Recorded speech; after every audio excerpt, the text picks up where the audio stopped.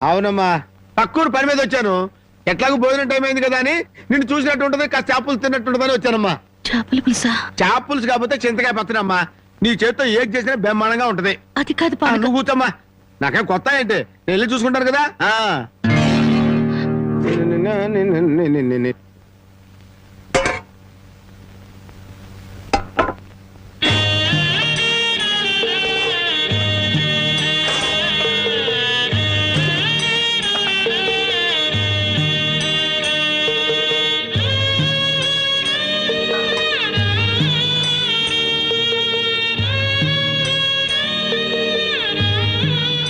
ఏమ్మా, అన్నం వండలేదా? వండటానికి ఏమీ లేదా?